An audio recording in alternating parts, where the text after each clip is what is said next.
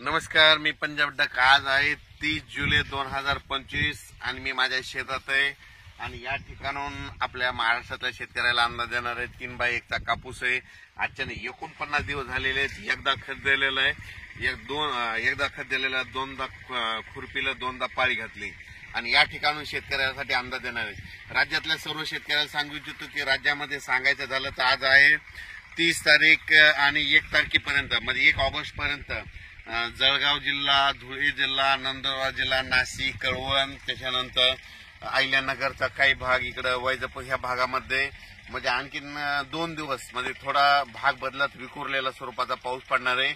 म्हणून उत्तर महाराष्ट्रातल्या शेतकऱ्यांनी हा अंदाज लक्षात घ्या। खास करून म्हणजे आज 30 जुलैपासून ते 1 ऑगस्ट पर्यंत नंदुरबार, धुळे, कळवण, नाशिक, सटाणा, नंदुरबार, त्याच्यानंतर आपलं अहिल्यानगरचा काही भाग इकडला म्हणजे उत्तरेकडला, त्याच्यानंतर बुलढाणा जिल्हा, अकोला, परतवाडा ह्या पट्ट्यामध्ये, एमपी बॉर्डरचा म्हणजे अमरावती ह्या पट्ट्यामध्ये आणखीन 2 दिवस म्हणजे थोडं पावसाचं वातावरण राहणार आहे। सर्वदूर नाही पडणार पण भाग बदलत पडणार आहे, म्हणून हा अंदाज लक्षात घ्या। पण राज्यात सांगायचं झालं तर पूर्व विदर्भ आणि पश्चिम विदर्भ, त्याच्यानंतर आपण काय करू, मराठवाड्याकडू।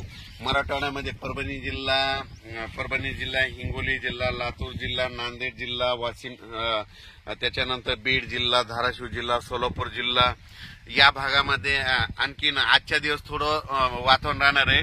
मात्र 1 तारखेला मात्र मराठवाड्यात ठिकठिकाणी असं चांगलं 1 ऑगस्टला सूर्यदर्शन घडणार आहे, म्हणून हा अंदाज लक्षात घ्यायचा।